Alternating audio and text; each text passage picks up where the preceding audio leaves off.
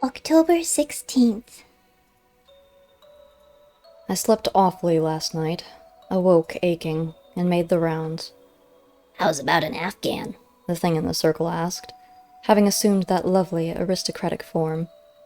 Sorry, too tired today, I responded. It cursed, and I departed. The slitherers were all clustered, bluely at one point, and I could not figure why. One of life's small mysteries. Outside, I found a dead bat nailed to the tree by a crossbow bolt. It wasn't Needle, just some civilian. Something would have to be done. I made my way back to the body, which had a few more parts missing and didn't smell too good, and dragged it to the next place of concealment. But my heart just wasn't in it. I could go no farther. I turned and walked home, jaws sore, neck aching, paws tender. I want to die. I want to die, Came a small voice from almost underfoot. Quicklime, what's the matter? I asked. The master was sick right here, He said. I took advantage and got out. I want to die. Keep lying in the road and some cart will come along and give you your wish. Better get over to the side. Here, I'll help. I carried the ailing reptile into the brush. What should I do, Snuff? He asked. Lie in the sun and sweat it out, I told him. Drink lots of liquids.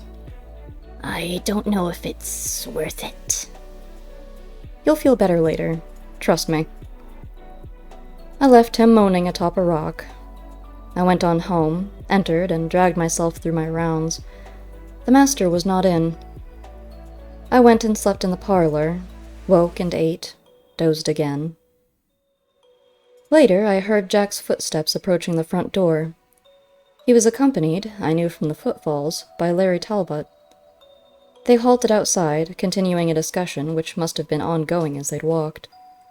It seemed they had just come from Constable Terrence's office, where they'd been invited, in the company of a number of other neighbors, for questioning by city police concerning the missing officer I'd been dragging through fields. I gathered that another neighborhood group had followed them in to continue the investigation. So far as I felt just then, they could have what was left of the man. And Vicar Roberts, sitting there, glaring at everyone, as if we'd all done it, Larry was saying. What right had that man at an official investigation? He's more than a little dotty. Fortunately, Jack responded. Otherwise, someone might pay more heed to his notions. True, Larry said. If anyone had to be done in, he'd seem the best choice. Then they would give some credence to his vision. Of course. There followed a sigh. I'm just venting a little spleen at those who make difficult things more difficult. He sighed again. Then, I noted he hadn't his crossbow with him, he added. Now that would have raised a few eyebrows. They both chuckled. Larry, Jack said suddenly, I confess that I really don't understand your part in this. That you are knowledgeable is obvious. That you know what you are doing, I am certain. And that you've been helpful, I can't deny. And I am grateful for it. But you haven't apparently been collecting the items necessary to assemble a structure of power, to be focused one way or the other. Now, I admit that when you came out that first day and, as much as proclaimed yourself closer, I thought it a bit gauche. But even that, I suspect now, had a method to it. Still, so far as I can tell, you have done nothing that would further that end, let alone assemble defenses against the days ahead. If this be true, you are inviting disaster by announcing affiliation, and continuing to reside in the precincts of the game. You are the only one I've told, Jack, Barry replied. Why? I've met most of the others, of course, but there was something about you. Perhaps it had to do with the dog that assured me that I was safe in revealing my persuasion. I've told you that anticipation is my forte. But you're rolling things, sir. What is it? I never tell anybody everything. It might influence their actions and affect those things I've anticipated. Then I'd have to start over again, and it might be too late. I confess you've almost lost me, but I can feel some rationale behind your words. Tell me what you would, then, when you would. Assuredly. I heard their palms strike together as they clasped hands, then Larry's retreating footsteps. Later, I went back to drag things along a little further.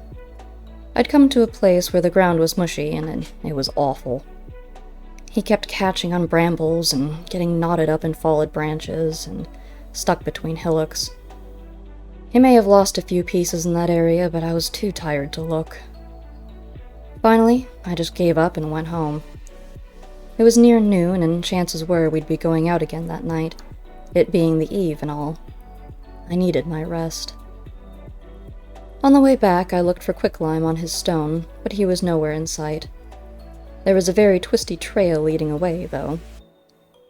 Greymulk was waiting on the tree's most popular branch on my return. I noted that the pierced bat was missing, though the quarrel was still in place. Snuff? She asked, climbing down. Have you done it yet? Don't ask me, I said.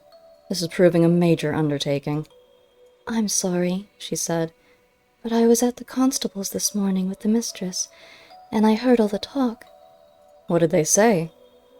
That they knew he came here, and they knew he didn't come back, and they wouldn't leave a horse pie unturned till they find him or know what happened to him. Things like that. Oh, nothing new. How did the questioning go? Fine with us.